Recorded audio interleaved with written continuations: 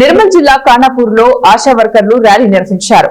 MPDO మండల కార్యాలయం నుండి సీఎం రావు ఫంక్షన్ హాల్ వరకు ర్యాలీ సుమారు 300 మంది ఆశా వర్కర్లతో భారీ ర్యాలీతో చేపట్టారు.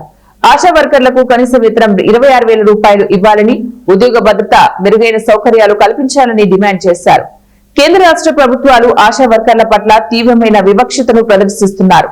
ఈ సభకు రాష్ట్ర అధ్యక్షురాలు విజయలక్ష్మి మాట్లాడుతూ ఆశా వర్కర్లకు ఉద్యోగ భద్రత కల్పించాలని, కనీస వేతనం 26,000 రూపాయలు చెల్లించాలని డిమాండ్ చేశారు. ప్రభుత్వానికి ప్రజలకు వెన్నుముకగా పనిచేస్తున్న ఆశా వర్కర్లను ప్రభుత్వం చులకనగా చూస్తుందన్నారు. కేంద్ర రాష్ట్ర ప్రభుత్వాలు ఆశా వర్కర్లకు ఇచ్చిన హామీలను వెంటనే అమలు చేయాలన్నారు. ఈ కార్యక్రమంలో నిర్మల్ జిల్లా ఆశా వర్కర్లు పాల్గొన్నారు.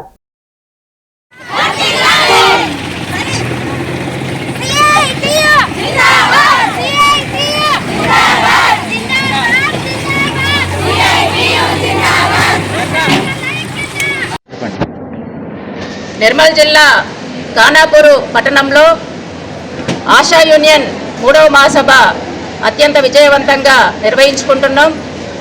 అత్యంత పెద్ద ఎత్తున ర్యాలీ నిర్వహించి ఇప్పుడు ఫంక్షన్ హాల్కి వచ్చాం. అట్లాగే ఈ జిల్లా అధ్యక్షురాలు సుజాత జెండా ఆవిష్కరణ కూడా చేయడం జరిగింది. ఆట పాట కోలాటంతో అత్యంత ఉత్సాహవంతంగా ఈ మహాసభ ప్రారంభమైంది. మరి ఈ మహాసభ సందర్భంగా మేము కేంద్ర రాష్ట్ర ప్రభుత్వాలకు డిమాండ్ చేస్తున్నాం. మేము ఆశా వర్కర్లం, ప్రజలకు మొత్తం ఆరోగ్య సేవలు అందించే వాళ్ళం.